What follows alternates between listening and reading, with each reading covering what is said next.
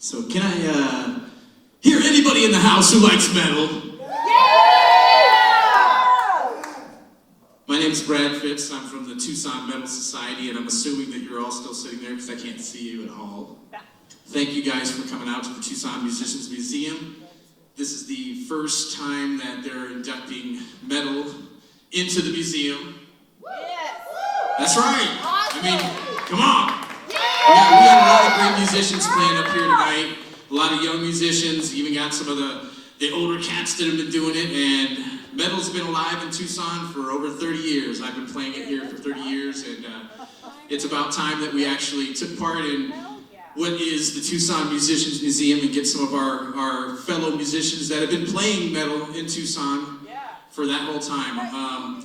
Metal and punk and rock, hard rock, doesn't really get the, I guess, the attention that some of the other styles of music get. It's one of those things where I've always felt that metal is a melting pot of all of the things that we just saw here tonight. I mean, I was looking at some of them young kids down there playing the guitars. Man, I could see them. In a couple years, there's a punk musician right there. There's a metal guy with the long hair. I mean, come on, you know? This is what it's all about. And a lot of times in music, especially when you start to go out into the world, you don't realize how much of a business it is. Music is something that people love to play, but there is a business behind it. And with the Tucson Musicians Museum highlighting all these musicians, and now we're coming along with the Tucson Metal Society, our goal is to actually kind of bridge this gap from when kids are able to go through these programs, but then they get released into the world, and no one's there to help guide them when they have to, go play an original song in front of people they never heard in a club they don't know about, and they don't know how to do it. And that's what we're all about. And tonight we're going to induct a couple great musicians. The first one I'm going to talk about is a friend of mine that just recently passed away last year from COVID. And he was a great guy, played in several bands here in town, but most prominent was Grudge Holder. And then he formed with his son, as a good father did, he formed with his son a band called Eyes Go Black. And they've been performing, and up until last year when Damon passed away, they were rocking the scene. And since Damon's not here, I'm going to have Damon Jr. come out to accept his nomination. So Damon Jr., Damon Jr., Damon Jr., Damon Jr. Thank you guys very much. This is Damon Jr. His father was Damon Mariscal, so he wants to say a few words. Just say Damon Jr., you know?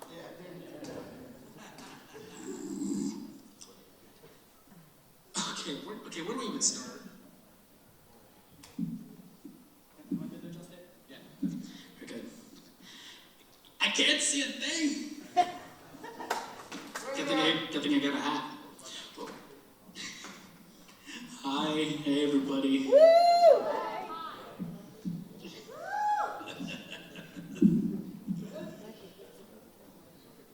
No, you're completely fine. Give a round of applause for these guys doing their best. Okay.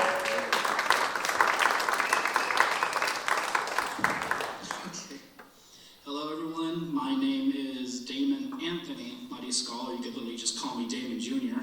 And right now, all I see is darkness and the light of heaven right in front of me. But There's no people here. I can't tell, but I'll take your word for it. We're here. I wanted to give big thanks to, my father for getting inducted in the first place, as well as all the people I came with, including my grandpa, aka his dad. That was our uncle, but he had to go. Damn kids, you know what I mean? But I won't stall any longer. It took me a bit to write all this down. My father, Damon Avenetti Mariscal. First of all, where to start? I will say he had an amazing love for his music. Simple as that. Always talking about it. Always thinking about it. Seeing what he could do. It was his practical fucking lifeblood. Excuse the language. He he was self-taught, completely down to the T. I remember when I was just a little kid and he'd literally have one of those like drum training VCRs and a little wooden board and some flimsy sticks that he got mad at me whenever I got my hands on him. I was just a little toddler at the point, so you can guess what I was doing with him. He had created a band called Grudge Holder. Anyone know about that? No pressure, no pressure. He always put his craft out there. He worked hard and he made sure everyone heard and enjoyed it.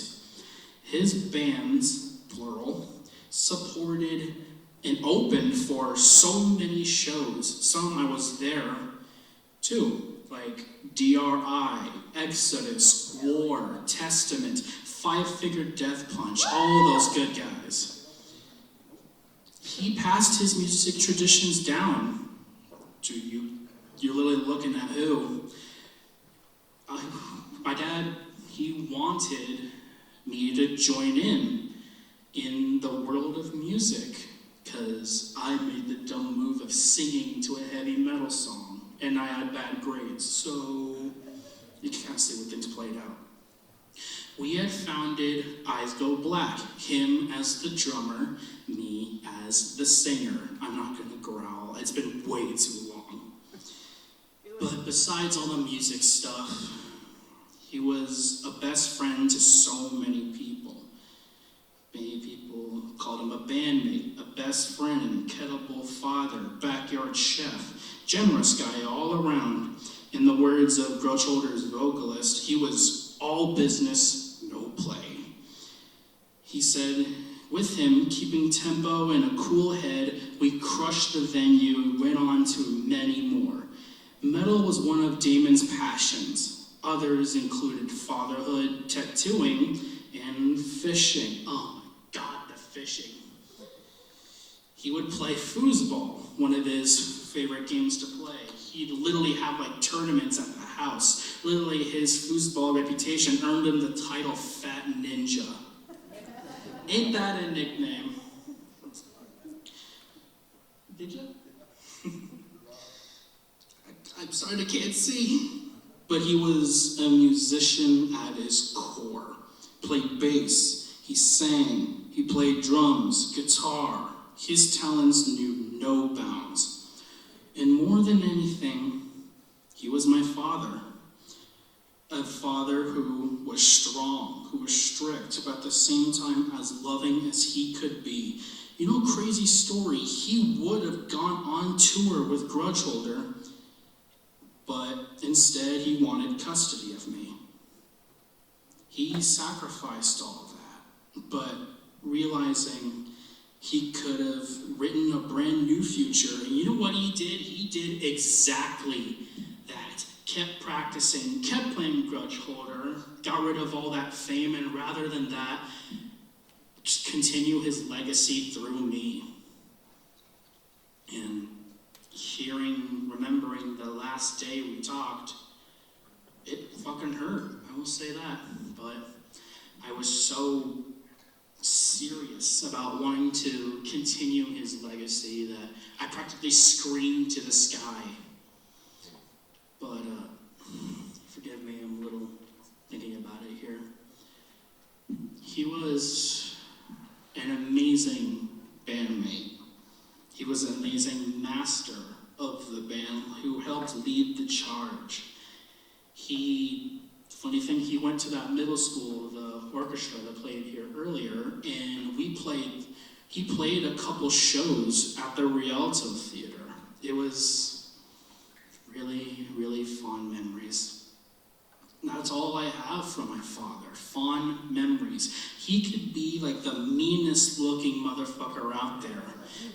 I mean, you have seen him, like ear piercings, tattoos all over his body. He was chunky, he was huge, completely coated in tattoos, violent tattoos too. Some that, I remember we had to go to racquetball club to go swimming, he had to put a Band-Aid over his shoulder because it was a bad word. A very bad word that I didn't even know was a thing at the time. But despite being so like deep, dark in his metal, so many people I've met through him, so many people whose lives he's changed for the better, so many people he was the shoulder they could cry on, the place they could call home, the person they could call a best friend. He impacted so many lives, it's hard to keep count. Despite looking so devilish to so many people, and to me included, he was a fucking angel. Damon, my father, you will live on through our hearts, and we're going to make you proud. I can't see! Thank you much, Damon. Sorry, all you kids in the audience there. We didn't have a beeper to beep out those stuff, but on behalf of the Tucson Musicians Museum, we want to present this to you. You know, on behalf of your dad. We loved him very much, and we miss him very much. And let's give a shout out one more time, Damon Mariscal in the Tucson Musicians Museum. Let's get a look this way in case we got photos.